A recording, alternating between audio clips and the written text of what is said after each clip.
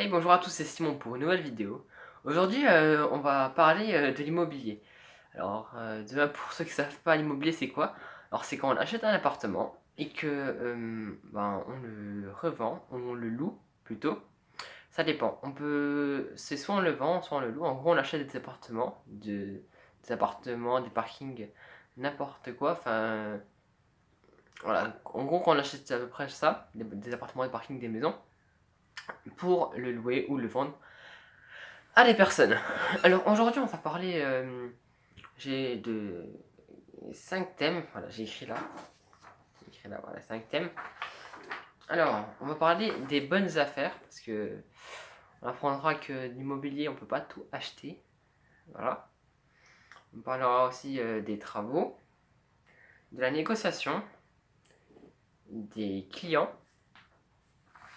et payer en cash ou faire un prêt à la banque. Donc déjà, une bonne affaire. Donc, faut savoir que dans l'immobilier, on peut pas acheter tous les bâtiments. Pour que ce soit bien rentable, il faut que ce soit une bonne affaire. Donc, une bonne affaire, c'est quoi? C'est un prix en dessous des prix du marché. Je sais pas moi. Je prends une ville qui s'appelle Z. Cette ville Z, au mètre carré, enfin dans un quartier, au mètre carré, le mètre carré là-bas, ça coûte, on va dire, allez, 1 000 € le mètre carré. Donc on va dire que je veux un appartement à 20 mètres carrés, je trouve un appartement à 20 mètres carrés, il faut qu'il soit en dessous de 20 000 €, il faut qu'il soit en dessous des prix du marché pour que ce soit rentable. Aussi, au mieux, il faudrait qu'il y ait des travaux qui pourraient être faits. Pourquoi des travaux Je sais qu'il y en a plein qui pourraient se dire, mais des travaux, non, c'est pas une bonne idée. C'est pour pouvoir aménager, enfin, comment dire, ouais, bien aménager votre appartement ou votre maison ou n'importe quoi. Donc, oui, dans cette vidéo d'ailleurs, j'ai oublié de vous préciser, dans cette vidéo, on ne parlera que des appartements et des maisons. On ne parlera pas des parkings et autres. Donc voilà. Donc d'abord, comment on aménage bien l'appartement? Le mieux, c'est de mettre des murs blancs parce que comme ça, il y a de la lumière. S'il y a des murs noirs, la lumière reflètera beaucoup moins. Alors que s'il y a des murs blancs, la lumière reflètera mieux. Puis au moins, les goûts et les couleurs, le blanc, ça va quasiment à beaucoup plus de personnes que, par exemple, je sais pas moi, si on met rose, voilà. Des trucs comme ça. Alors, aussi, parce qu'il ne faut pas mettre tout blanc. Il faut mettre des petits trucs qui ressortent, qui tapent à l'œil, surtout. Par exemple, des petits détails genre rouges, des trucs flashy, pour que ça tape à l'œil et que on puisse faire des bonnes ventes. Donc, ensuite, les travaux, on en a parlé. Je viens d'en parler. La négociation. Alors, avant de voir un prix pour votre appartement, essayez de vous dire toujours que la plupart des clients, ils vont essayer de négocier le prix. Donc, pour ceux qui savent pas ce que ça veut dire négocier, je pense pas qu'il y en a, mais au cas où, hein, je rappelle à tout le monde. Négocier, en gros, c'est, par exemple, voilà, dans ce cas-là, c'est baisser le prix de l'appartement pour, au final, avoir une meilleure affaire. Donc voilà. Alors, donc faut prendre en compte que le client, il va faire une négociation. Alors, il faut mettre le prix, il faudrait le mettre un peu plus haut. Pas trop haut non plus, parce que, genre, par exemple, hors négociation, par exemple, cet appartement, en gros, faut mettre un prix, comment dire, comment je pourrais dire ça?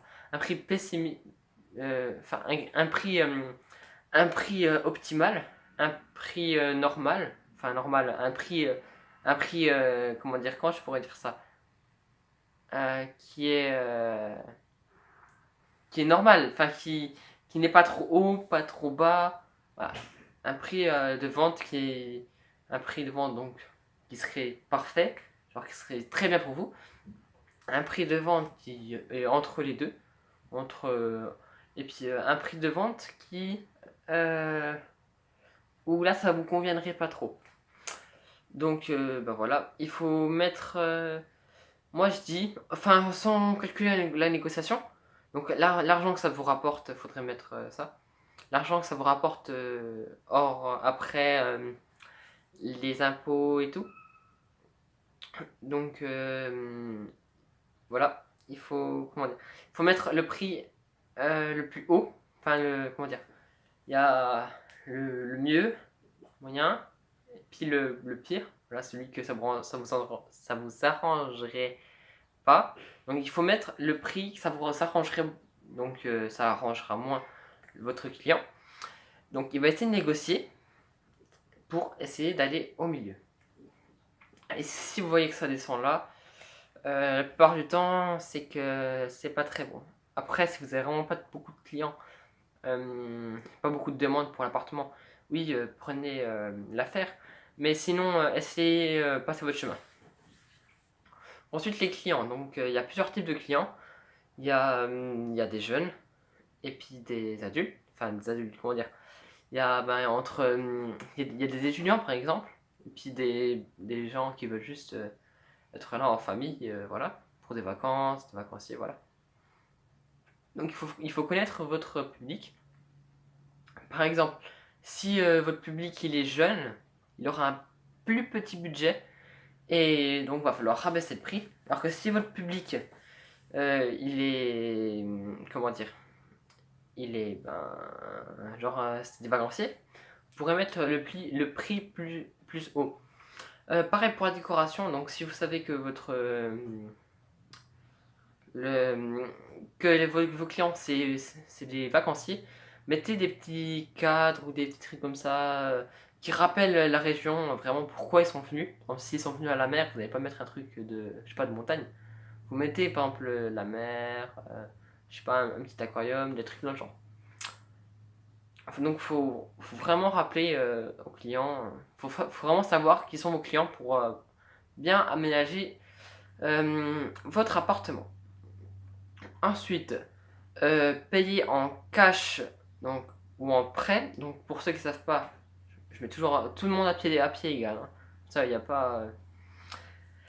Il a pas de personnes qui pourront dire que c'est prêt à en traître. Alors, donc payer en cash, ça veut dire payer de votre propre poche. Donc en gros, vous ne demandez pas d'argent à la banque. Donc ça c'est un prêt. Donc quand vous faites un prêt, vous demandez de l'argent à la banque. Donc vous leur dites par exemple, voilà, je voudrais de l'argent, je voudrais telle somme, et tous les mois je vous rembourse, je vous rembourse, pour au final voilà, rembourser le prêt. Donc pour moi, si vous avez les moyens, il faudrait plus payer cash, parce que le problème c'est que s'il y a un problème dans votre business ou je sais pas quoi, si vous avez fait un prêt, et puis que vous devez toujours de l'argent, ça sera pas très bon. Alors que si vous avez directement assez d'argent, puis des revenus qui reviennent tout le temps, vaut mieux payer en cash. Après, c'est mon avis. Mais ouais, moi je préfère. Après, si vous n'avez pas les moyens, faites un prêt. Mais faites pas un trop gros prêt qui durera sur trop longtemps. Parce que on peut à peu près prédire ce qu'on pourra faire, comment dire, nos projets qu'on a dans entre 5 et 10 ans. Mais par contre, au-delà de 10 ans, essayez de pas trop prendre de prêts parce que c'est vraiment dangereux. Vous savez pas ce que vous serez dans 10 ans. Vous ne saurez pas où vous serez, comment vous serez. Voilà. Enfin, en tout cas, ce n'est pas sûr. Donc voilà, moi je vous conseille de faire de payer cash plutôt. Voilà. Alors aussi, être dans l'immobilier, ça c'est très utile. Parce que, en fait, le moment le plus énervant, c'est au moment où on fait des visites. Car. J'ai mal au dos un petit peu. Parce que j'ai rien pour m'adosser. Voilà. Mon lit. J'ai fait mon lit. Ah, il y a mon pot de Nutella qui est là. Bon, gigantesque pot de Nutella. Alors, donc, non, le bouton.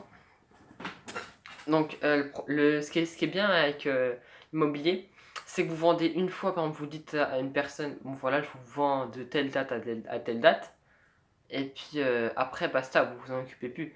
Vous vous occupez peut-être des fois, il y aura des trucs cassés ou des petits imprévus. Mais à part ça, tout devrait bien aller. Alors donc voilà, c'est un inconvénient, vous n'avez pas beaucoup travaillé, ça peut vous rapporter beaucoup d'argent. Et donc voilà. Mais bien sûr, encore une fois, je vous conseille de ne pas prendre un exemple.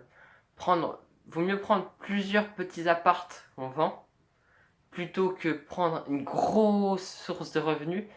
Et si cette source de revenus elle coule, donc il n'y a plus cette source de revenus qui vous rapporte beaucoup d'argent par mois, si cette source de revenus coule, et bien vos revenus elles vont vraiment baisser et là c'est vraiment très risqué. Alors que si vous avez plusieurs sources de revenus, s'il y en a une qui coule, par exemple si vous en avez 10, c'est très rare que les 10 sources de revenus coulent. Et puis, donc voilà, il y a souvent, enfin souvent, au pire des cas, il y a une voire deux sources de revenus qui coulent, mais vous aurez toujours des revenus qui seront générés dans votre compte en banque. Donc voilà, ça va être la fin de cette vidéo. J'espère que vous l'aurez apprécié. Si vous l'avez apprécié, mettez un petit pouce bleu en bas de la vidéo, ça me ferait vraiment plaisir. Si vous n'avez pas compris quelque chose, encore une fois, adressez-vous moi à... Oula. Non, je suis pas drogué, vous inquiétez pas. Adressez-vous à moi sur Instagram surtout. Je vous... Je peux vraiment bien discuter sur Instagram. C'est un de mes réseaux sociaux préférés. Et puis sinon aussi sur Snapchat. Voilà, il y a encore tous mes réseaux sociaux dans la description. Et mon email, mon adresse email. Normalement, je sais pas, je pense, j'espère. J'espère que vous aurez passé une bonne journée. Une bonne soirée, ça dépend quand vous regardez la vidéo. Sur ce, moi je vous dis travaillez bien. Et surtout, ben lâchez pas l'affaire. Au début c'est compliqué, mais au final quand on voit ce que ça sera, quand on voit tout le travail que ça fait, enfin quand on différencie le travail que on fait par rapport à ce que fait un employé normal et par rapport au revenu, vous voyez que ça vaut largement la peine. Donc voilà, je vous souhaite une bonne journée. Et puis ben à la prochaine dans une semaine. Parce que comme vous ne savez pas vu, je poste une vidéo toutes les semaines, enfin j'essaye. Donc voilà, à la prochaine.